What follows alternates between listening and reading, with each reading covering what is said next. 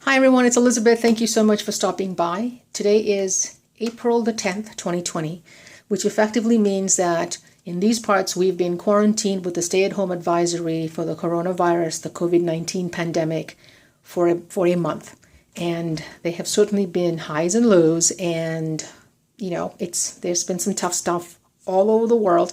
However, we here are safe and healthy, and hopefully you are too. Today is Friday, so I'm doing the new series of the Friday Flips, and this is number 2. So that in itself is exciting. Today I'm going to flip this particular insert, and this insert is one that I started with the One Book July prompt last year to kind of start doing my record keeping, memory keeping in one place. I do a lot of my morning pages. I do everyday morning pages in a composition notebook, and if you've been on my channel for a while, you can see videos of that. But this particular journal, what I wanted to do with this insert is use it as a way to record memories without doing scrapbooking, because I don't do that anymore. So I'm using a traveler's notebook diary, the 2019, and I'll just do a flip and talk you through it. This is the traveler's notebook insert in regular size. So I have something on the cover just to kind of, decorate it. I start the journal out with kind of a blueprint and some goals for the year. There's some basic decoration up there. Make sure I'm in frame here. So the way this works is there's a calendar for 2019, 2020. There's certain things I track on that calendar. The months, what I do with them is I track my daily miles. Now, I could do various things with the months, but that's basically what I do at the moment, is track months. And in the 2020 insert I'm using for this year, I'm doing exactly the same thing. Now, the way the Traveler's Notebook insert works is that they have 2 inserts for a year, one that runs for the first half and the second runs for the second half. So this is the second half of 2019. Now, the way this is set up is you get a week at a glance on one page and a blank on the other. And what I do is every single day I have noted down something that I want to remember, some event that was a highlight, a low light, whatever. And on the right-hand side, I keep track of things that I'm watching, reading, listening to, anything that I want to document in that kind of form. Okay, so the way I work my journals is, and I do this all the time, all the writing goes in first, and then at the very end, when I'm done with a month usually, is when I print out my photos and I tip them in. There's very little decorations on this page. It's mostly about my text with a little bit of, pictures added in at some point. Now, I've had questions about where I get my photos printed. I don't do home printing. I have just found that to be too cumbersome, expensive for me. And so what I do is I either print via Snapfish, so I bulk, batch load a bunch of prints at the same time. Or, and I've been doing this more recently for my weeks, is I actually get 2 or 3 collage sheets that I will print at my local CVS. It's easy. I can get it, in a couple of hours after I send a request to them, and I can print it out and go ahead and just tip it in. So like I said, I tend to, so the goal of this particular insert is not having to go back through my morning pages and read through all the text necessarily. It's just, here's a quick overview of the week. Here are some of the content that I was paying attention to or interested in, and then here are some photos. It's not a photo every day. It's not even necessarily important photos. It's just a photo or an image that comes from my life that was, I just wanted to remember and record, as opposed to, we take so many photos on our phones, right? It's the easiest thing in the world right now is to take pictures.